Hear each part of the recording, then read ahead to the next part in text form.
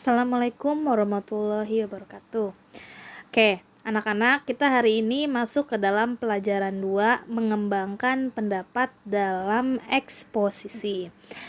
Nah, pernahkah kamu mendengarkan seseorang sedang mengungkapkan pandangan atau pendapatnya tentang sesuatu hal?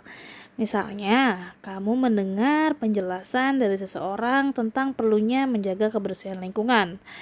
Nah, untuk meyakinkan pendengar atau pembaca tentang pentingnya menjaga kebersihan lingkungan, nah kita kan membutuhkan beberapa argumen, gitu ya. Nah, itulah pentingnya mempelajari teks eksposisi agar kita bisa mengungkapkan argumen dengan alasan-alasan yang logis dan sesuai dengan fakta yang ada. Oke, nah ini di buku cetak ada di halaman 51.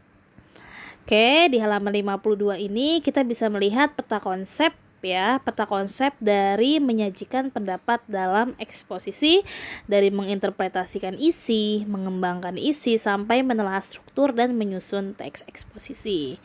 Oke, kita langsung yang pertama, menginterpretasi makna dalam eksposisi. Nah, eksposisi biasa digunakan seseorang untuk menyajikan suatu gagasan. Gagasan tersebut dikaji oleh penulis atau pembicara berdasarkan sudut pandang tertentu. Untuk menguatkan gagasan yang disampaikan, penulis atau pembicara harus menyertakan alasan-alasan yang logis. Dengan kata lain, ia bertanggung jawab untuk membuktikan, mengevaluasi, atau mengklarifikasi permasalahan tersebut. Bentuk teks ini biasanya digunakan dalam kegiatan ceramah, perkuliahan, pidato, editorial, opini, dan sejenisnya. Untuk dapat memahami teks eksposisi dengan baik, kita bisa melihat kegiatan satu ini. Gitu ya. Nah, jadi pada kegiatan pertama ini adalah kegiatan mendengarkan dan membaca eksposisi. Ya, salah satunya kamu akan mengetahui keterkaitan antara permasalahan dengan argumentasi yang akan disajikan. Dengan menelaah argumentasi yang disampaikan, penulis atau pembaca, kamu akan dapat meyakini lalu menerima pendapat yang disampaikan. Namun jika argumen yang disampaikan lemah dan tidak meyakinkan, tentunya orang lain akan menolak pendapat yang akan kita sampaikan. Nah, salah satu bentuk komunikasi lisan yang menggunakan teks eksposisi tentunya adalah pidato atau ceramah. Sebagaimana diketahui, pidato merupakan kegiatan berbicara di depan umum untuk menyatakan pendapat atau memberikan gambaran tentang suatu hal. Pada bagian ini, kamu akan belajar untuk memahami isi teks eksposisi baik secara lisan maupun tertulis. Begitu. Berikutnya di halaman 54 terdapat teks pidato dengan judul Bahaya Narkoba bagi Generasi Muda. Nah, ini bisa kalian baca di halaman 54 sampai dengan halaman 55. Dari teks di atas kita dapat menentukan apa saja pendapat yang disampaikan. Ternyata pendapat yang disampaikan di dalam teks tersebut mengenai bahaya narkoba bagi generasi muda. Nah, di dalamnya ada fakta-fakta atau alasan-alasan mengapa narkoba itu berbahaya. Nah, itu dimasukkan ke dalam argumen-argumen yang disampaikan. Jadi pendapat yang disampaikan adalah narkoba berbahaya, lalu alasan atau argumen yang disampaikan adalah yang satu, jumlah penyalahgunaan narkoba ada sebanyak 7 juta orang dan sebagainya. Berikutnya ada rekomendasi. Nah, maksud dari rekomendasi adalah kayak saran-saran yang diberikan penulis kepada pembaca. Nah, di dalam teks ini, dalam bahaya narkoba, maka argumen yang disampaikan dalam rekomendasi adalah generasi muda calon penerus seharusnya menyiapkan diri menjadi generasi yang berkualitas. Begitu. Berikutnya di halaman 56 ini kita juga bisa melihat tentang teks eksposisi lainnya yang berjudul Pembangunan dan Bencana Lingkungan. Ini bisa dibaca di buku cetak atau buku PDF kalian halaman 56 sampai 57. Begitu. Berikutnya adalah kegiatan yang kedua, membedakan fakta dan opini. Dalam menyampaikan argumen, pembicara atau penulis dapat menggunakan fakta dan alasan-alasan yang logis. Nah, fakta-fakta disajikan dalam kalimat fakta, sedangkan alasan yang logis disajikan dalam kalimat opini. Oke. Coba kamu perhatikan contoh kalimat berikut ini. Di sini ada 2 kalimat ya. Yang pertama kalimat fakta, Kementerian Hukum dan HAM hingga tanggal 13 Mei 2013 mencatat ada 158.802 narapidana dan tahanan di Indonesia yang diantaranya terkait kasus narkoba.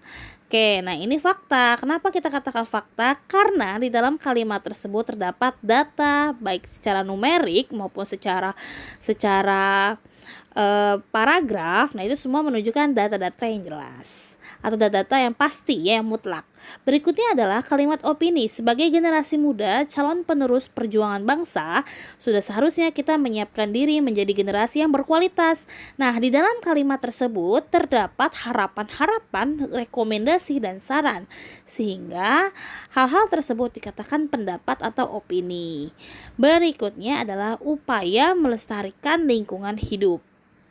Itu ada di halaman 59 sampai 61. Nah, itu juga salah satu dari contoh teks eksposisi yang dimana nanti pada akhirnya kalian harus membedakan mana itu pendapat ya, secara garis besar pendapat itu apa, dan argumen adalah alasan-alasan dari si pendapat tersebut ya. Jadi pendapat adalah secara garis besar apa yang dibicarakan, kalau argumen ada alasan-alasan yang memperkuat pendapat tersebut. Seperti itu anak-anak. Nah, kalau untuk meringkas teks eksposisi itu sama halnya dengan meringkas teks lain, yakni yang pertama adalah membaca secara keseluruhan. Yang kedua, kalian tentukan mana ide pokok setiap paragraf. Yang ketiga, kalian mengembangkan ide pokok ya, atau menggabungkan ide pokok yang ada menjadi satu kesatuan utuh tanpa menghilangkan bagian-bagian terpenting dari isi paragraf sesuai dengan bahasa kita atau kemampuan kita masing-masing. Oke. Next, yang berikutnya ya di halaman 63. Nah, ini juga mengembangkan isi. Nah, mengembangkan isi yaitu melengkapi tesis ya. Nah, tesis itu artinya adalah pendapat ya dengan argumen yang mendukung. Nah, di sini kita lihat eksposisi dikembangkan berdasarkan ide pokok yang dinyatakan dalam tesis atau pernyataan pendapat. Untuk menguatkan pendapat, digunakanlah argumen-argumen. Nah, pada bagian terdahulu, kamu telah menemukan gagasan-gagasan pokok dalam teks pembangunan dan kerusakan lingkungan.